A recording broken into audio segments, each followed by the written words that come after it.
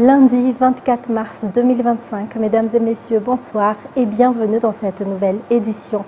On commence tout de suite par les actualités sociales où un bébé de 7 mois a perdu la vie dans la matinée suite aux fortes pluies successives de samedi et dimanche dernier. Par ailleurs, les sinistrés issus de Trois-Fouktani d'Ampitatafk touchés par les inondations, soit environ 433 foyers, ont été déplacés depuis hier matin à Atan Menabé. Les détails sur les images de Yves Janel. Les Fouktan Tavaratetezan, un Timbouich et un Bouimangidi, situés dans la commune d'Ampitatafk, ont été sévèrement touchés par les inondations provoquées par les pluies torrentielles du week-end dernier. Le bilan humain fait état d'un décès, un bébé de 7 mois habitant le Fouktan d'Abouimangidi. Selon les explications, il aurait succombé à des complications respiratoires et à l'humidité. L'eau a commencé à envahir environ 433 foyers dès la nuit du samedi à dimanche, selon les chiffres recueillis ce matin. Les sinistrés ont été relogés temporairement sur le terrain d'Atan Menabé. En effet, le BNGRC a installé 22 tentes, dont 17 étaient déjà occupées dès hier et 5 supplémentaires ont été montées aujourd'hui. En complément, l'église mormone de Malaz-Ampitatafk ouvrira également ses portes pour accueillir les sinistrés, notamment 150 mères avec leurs jeunes enfants. Et en raison de l'alerte rouge concernant la montée des eaux dans la plaine d'Antananarivo émise par l'APIPA, les cours sont encore suspendus demain pour 11 ZAP relevant de la Cisco d'Atimjan et ainsi que certains ZAP de la Cisco d'Ambujachim. Et puis 2 digues ont cédé cette année dans la commune d'Ampitatafk selon les déclarations du maire. La principale cause de ces ruptures serait la construction illégale de logements sur ces digues. Pour éviter de nouveaux épisodes d'inondation, le maire propose comme solution l'assainissement de la rivière Sisson. Détails sur les images de Yves Janel. Actuellement, de nombreuses habitations ont été érigées aux abords de la rivière Sisson. Pourtant, selon le maire d'Ampitatafk, Radwan Parweln, ces constructions n'ont pas reçu d'autorisation de la commune. Face à cette situation, le maire avance 2 solutions, l'assainissement de la rivière Sisson et la transformation des digues en voies carrossables afin d'empêcher toute nouvelle construction illégale sur ces infrastructures. D'après les dernières données fournies par la PIPA, le niveau de la rivière Sisson a atteint 3,30 mètres ce matin à la station de mesure d'Ampitatafk. Or, le seuil d'alerte rouge est fixé à 3,50 mètres. Et l'aide destinée aux familles sinistrées après le passage du cyclone Jude est arrivée à Ambossariatim. Au total, 1189 familles ont été touchées par cette catastrophe et ont dû être relogées. Le gouvernement a affirmé son engagement à les soutenir pour leur permettre de se relever après les dégâts causés par ce cyclone. Andiniana Martina pour plus de détails. Aucun district n'a été oublié. Cela s'est confirmé par l'attention particulière accordée par les autorités aux foyers sinistrés dans le district d'Ambossariatim, région Anossi. Le cyclone Jude a durement frappé et ravagé le sud de l'île, affectant particulièrement 2 districts de cette région, Tolaniar et Ambossariatim. Dans ce dernier, 1189 familles ont perdu leurs biens et ont dû être déplacées. Parmi les infrastructures endommagées figurent également les locaux du CRNM, une banque alimentaire, ainsi que l'hôpital CHRD d'Ambossariatim. Les sinistrés ont reçu une aide gouvernementale comprenant des articles de première nécessité. Par ailleurs, 219 foyers ont bénéficié d'une assistance alimentaire. Le gouvernement, sous l'égide du président Anjrazouel, se veut proche de la population et soucieux du bien-être des citoyens, a expliqué la gouverneure de la région Anos, voire Goudvel Manansou. Elle a souligné que la prise en charge des sinistrés des catastrophes naturelles était une priorité. Lors de cette remise d'aide, les représentants de l'État ont également évalué les dégâts laissés par le cyclone Jude et les solutions pour accélérer la reconstruction. Dans les actualités également, l'exposition commémorative du 29 mars 1947 a débuté aujourd'hui sous forme d'une tournée dans plusieurs établissements scolaires. L'objectif est de faire découvrir aux élèves l'histoire du mouvement populaire pour l'indépendance, conformément au thème de cette année, Tulpanafan, un flambeau transmis aux jeunes générations. Cette initiative ne se limite pas à Antananarivo, mais concerne également Muramang et Manakar. L'histoire du 29 mars 1947 est enseignée dès le cycle scolaire et intégrée au programme de la classe de 3e à Madagascar. L'objectif est de sensibiliser les jeunes sur leur histoire et de les amener à réfléchir sur leur rôle et responsabilités face aux combats menés par ces héros patriotes. Cette exposition itinérante fait partie des commémorations organisées par le comité technique du 29 mars. En plus de la transmission de l'histoire du mouvement de 1947, elle vise à inculquer aux élèves les valeurs du patriotisme essentielles à la souveraineté nationale. L'exposition a débuté aujourd'hui dans plusieurs établissements, notamment le lycée privé Tiantsu à Belanchailafi et le lycée privé moderne chrétien de Tungarivo jusqu'à mercredi prochain. Des événements similaires se tiendront également à Muramang et Manakar. Par ailleurs, un film documentaire sur le 29 mars 1947 sera projeté dans plusieurs districts du pays afin d'élargir la sensibilisation sur cette page importante de l'histoire de Madagascar.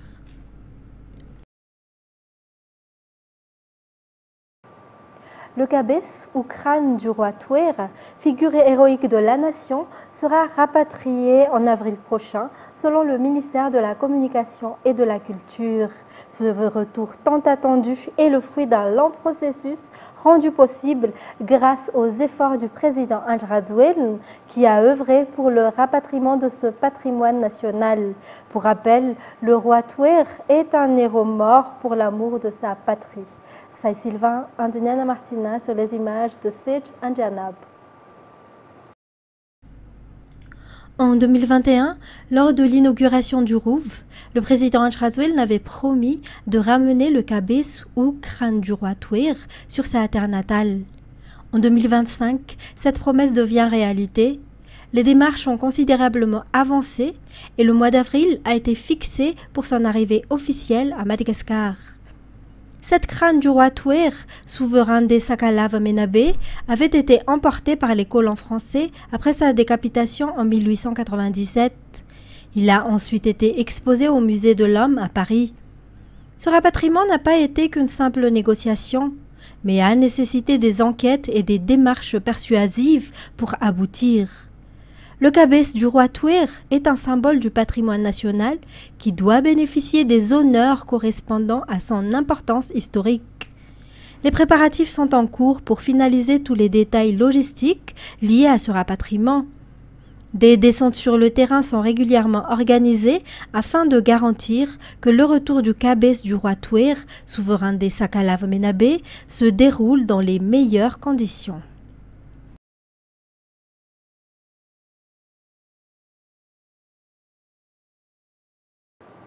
Et l'arrivée du riz hybride dans le district d'Analandsrouf représente une véritable bouffée d'oxygène pour les agriculteurs, leur permettant de compenser les pertes agricoles causées par les intempéries. Lors de la distribution des semences et des engrais par le gouvernement samedi dernier, les bénéficiaires ont souligné que cette aide arrive au bon moment.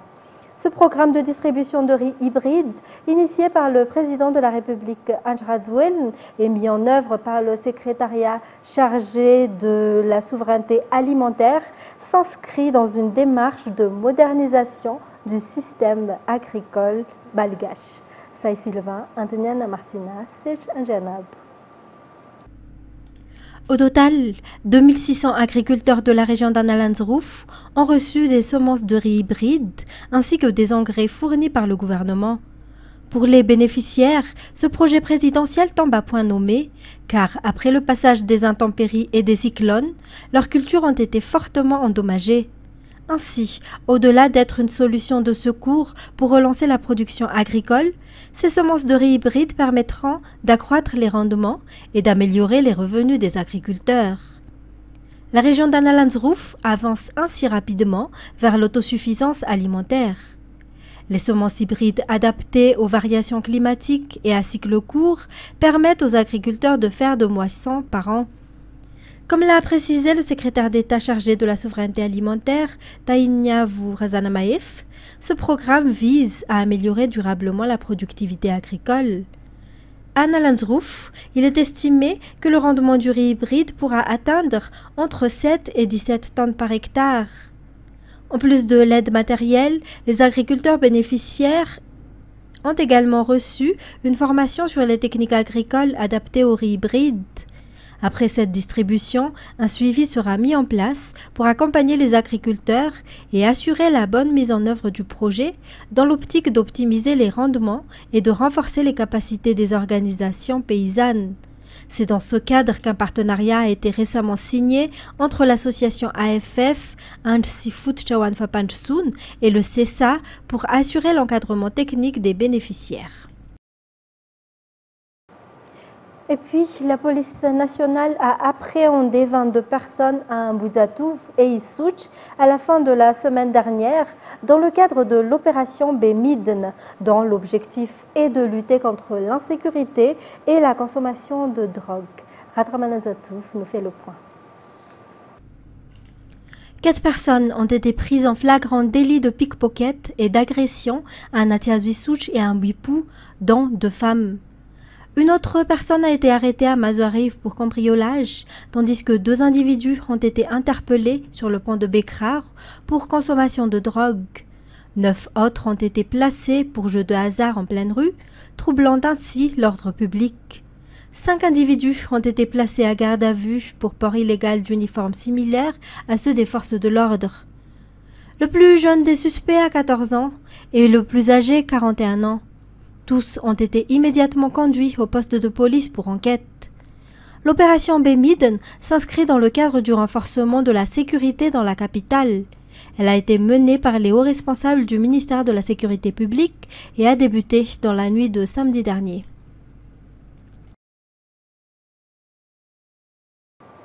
Dans les actualités internationales, en Israël, l'opposition est toujours mobilisée face à ce qu'elle qualifie de coup de force du gouvernement. Le gouvernement israélien a voté hier une motion de défiance contre la procureure générale de l'État, première étape d'une procédure de destitution inédite voulue par l'exécutif, selon un communiqué du ministère de la Justice. France 24. Oui, elle est profonde, mais d'une certaine manière, c'est la continuation de ce qui se passait avant le 7 octobre. Car les camps en présence sont les mêmes, c'est-à-dire d'un côté les manifestants anti-Netanyahou qui à l'époque, avant le 7 octobre, se mobilisaient, on s'en souvient, contre la réforme de la justice et qui aujourd'hui contestent à la fois, vous le disiez, la politique de Netanyahou sur les nominations et le limogeage de ses hauts fonctionnaires, procureurs d'État, chefs des services de sécurité intérieure Shin Bet, et aussi sa gestion du dossier de Gaza avec cette reprise des hostilités alors que tous les otages ne sont pas libérés. Et d'un autre côté, il y a un camp qui reste fidèle à Benyamin Netanyahou, en tout cas selon les enquêtes d'opinion, et il conserve une majorité relativement solide à la Knesset. Donc ces 2 camps continuent de s'opposer dans un bras de fer qui dure et qui effectivement s'applique au fil des événements à des dossiers différents. Et une frappe israélienne a touché dimanche l'hôpital Nasser de Khan Younes, dans le sud du territoire palestinien. Un membre du bureau politique du Hamas a été tué, selon l'armée israélienne et le mouvement islamiste. France 24. L'hôpital Nasser, déjà endommagé par les raids tout au long de la guerre, reçoit une nouvelle frappe. Le service des urgences est complètement détruit. Ce missile a touché le service de chirurgie, causant la destruction complète de la section. 90% des patients ont été transférés en bon état et il y a eu des morts et des blessés à cet endroit. Selon le ministère de la Santé du Hamas, la frappe a fait 2 morts. Parmi eux, Ismaël Baroum, un membre du bureau politique du mouvement islamiste. Et c'est lui que visait l'armée israélienne. Blessé lors d'une frappe aérienne sur son domicile mardi, il était, depuis, soigné à l'hôpital Nasser. L'attaque a été menée à la suite d'un processus approfondi de collecte de renseignements et avec des munitions précises afin d'atténuer autant que possible les dommages causés à l'environnement. Le Hamas exploite les infrastructures civiles tout en mettant brutalement en danger la population de Gaza, utilisant cyniquement un hôpital en activité comme abri pour planifier et exécuter des attaques terroristes meurtrières en violation directe du droit international. Peu importe les justifications de l'armée israélienne qui impute la mort des civils au Hamas, pour la population de Gaza, ces rôles sont inversés. Les forces d'occupation israéliennes ont violé toutes les normes et toutes les lois internationales et humanitaires en prenant pour cible le service de chirurgie du complexe médical Nasser. Depuis la reprise des bombardements israéliens le 18 mars, qui ont mis fin au cessez-le-feu, 4 membres du bureau politique du Hamas ont été tués, mais aussi au moins 673 Palestiniens dans la bande de Gaza, selon le ministère de la Santé du Hamas. Après un renvoi de son procès en automne, Gérard Depardieu, l'acteur le plus connu à avoir été rattrapé par la vague MeToo en France, est jugé ce jour à Paris, accusé d'agression sexuelle sur 2 femmes lors d'un tournage. France 24. Gérard Depardieu pour la première fois devant un tribunal, soupçonné d'agression sexuelle. Des accusations qu'il conteste, portées par 2 femmes, dont cette décoratrice de cinéma. Elle attend ce procès depuis des mois. J'espère qu'il sera là, qu'il aura le courage d'être là, parce que nous, on est là. Et on dit toujours la même chose depuis le début. On est prête à se confronter à Monsieur Depardieu. Il y a 3 ans et demi, Gérard Depardieu occupe le rôle principal de ce film, Les Volets Verts. Le 10 septembre 2021, l'équipe tourne une scène dans le 16e arrondissement de Paris. Le décor, un grand appartement situé dans un immeuble haussmannien. Le plateau de tournage est installé dans le salon devant une bibliothèque. En fin d'après-midi, Gérard Depardieu attend dans l'entrée, assis sur un tabouret. La décoratrice s'apprête à quitter les lieux pour prendre son train. Voici ce qu'elle décrit au cours de l'enquête. Il m'a attrapé ma taille avec ses 2 mains. Il a quasiment fait le tour. Et il a pétri devant, derrière. Il est remonté jusqu'à la poitrine très fort. Il a malaxé toutes ses parties. On a 3 témoins oculaires qui témoignent qu'effectivement, elle était coincée entre ses jambes. Chaque fois, il s'en prend à plus faible que lui. Et d'ailleurs, il y a un certain nombre de témoignages qui relèvent qu'il n'a pas le même comportement avec des techniciennes ou avec Fanny Ardant qui jouait également dans ce film. Il y a toujours un rapport de domination de M. Depardieu à l'égard de ses victimes. La décoratrice ne signale les faits à la justice que 2 ans et demi plus tard, scandalisée, dit-elle, par les dénégations du comédien, mises en cause par une vingtaine d'autres femmes. Une assistante du réalisateur sur le film Les Volets Verts déposera plainte à son tour pour des faits similaires. Par la voix de son avocat, Gérard Depardieu maintient qu'il n'a pas eu de geste déplacé et que plusieurs témoins présents dans le salon n'ont rien entendu.